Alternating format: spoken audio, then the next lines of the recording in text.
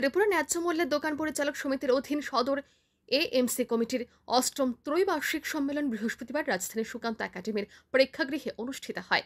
এই অনুষ্ঠানের উদ্বোধন করেন খাদ্যমন্ত্রী সুশান্ত চৌধুরী।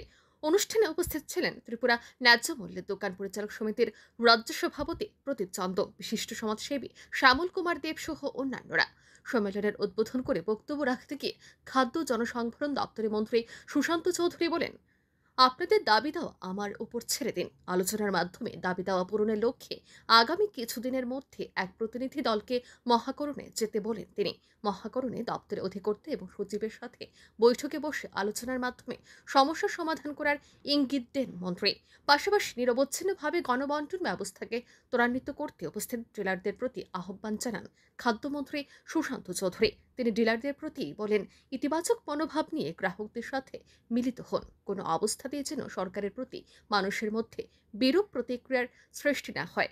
এক্ষেত্রে প্রত্যেক রেশন ডিলারকে সরকারের একজন অঙ্গ ভেবে কাজ করার নির্দেশ দেন মন্ত্রী সুশান্ত চৌধুরী। রাজ্য কমিটির সভাপতি, আপনি মিউনিসিপ্যালিটি থেকে আপনার সম্পাদক বা সাধারণ সম্পাদক 5-6 জনের একটা ডেলিগেশন টিম আগামী কিছুদিনের মধ্যে একটা সময় নিয়ে মিট করুন। আপনাদের দাবি দেওয়া নিয়ে আমি ডাইরেক্টর সেক্রেটারিকে রাখবো এবং পয়েন্ট ওয়াইজ ডিসকাশন হবে এবং যা অ্যাকশনেবল যাই কিছু করা হবে আমরা আপনাদের সঙ্গে পয়েন্ট ওয়াইজ আলোচনা করব। আমার এটাই আপনাদের কাছে আহ্বান, আগামী দিনগুলোতে নিরবচ্ছিন্নভাবে আপনারা এই যে আমাদের পিডিএস পাবলিক ডিস্ট্রিবিউশন সিস্টেম গণবন্টন ব্যবস্থা সেটাকে আরও ত্বরান্বিত করবেন সুন্দরভাবে।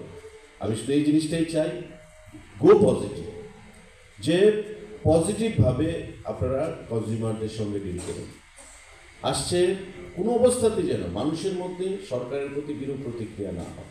আপনিও একটা সরকারের পার্ট, আপনি রেশন ডিলার হিসেবে খাদ্য দপ্তরের পার্ট, মানে খাদ্য দপ্তর is a part of the government. খাদ্য দপ্তর সরকারেরই একটা অবিচ্ছেদ্য অঙ্গ, তো স্বাভাবিকভাবে আপনিও একটা স্টেক হোল্ডার। এই জিনিসটা আপনি মাথায় রাখবেন এবং আপনার স্বভাব, আপনার ব্যবহার সেটা কিন্তু সরকারের উপরই আসবে। সাধারণ মানুষ যখন শুনবে আপনার কাছ থেকে পজিটিভ, সে পজিটিভভাবে ভাববে। সাধারণ মানুষ যখন আপনার কাছে যাবে, যখন নেগেটিভ ভাববে, সে সরকারের প্রতি নেগেটিভ নেতিবাচক মনোভাব পোষণ করবে। সেই জিনিসটা আপনারা মাথায় রাখবেন। এই কটি কথা বলে আমি আজকে আর বিস্তারিত আলোচনা করব না, কারণ এই সম্মেলন থেকে ত্রিপুরা ন্যায্য মূল্যের দোকান পরিচালক সমিতির সদর এএমসি কমিটির একটি অস্থায়ী কমিটি গঠন করা হয়। এই কমিটির মেয়াদ থাকবে আগামী মার্চ মাস পর্যন্ত।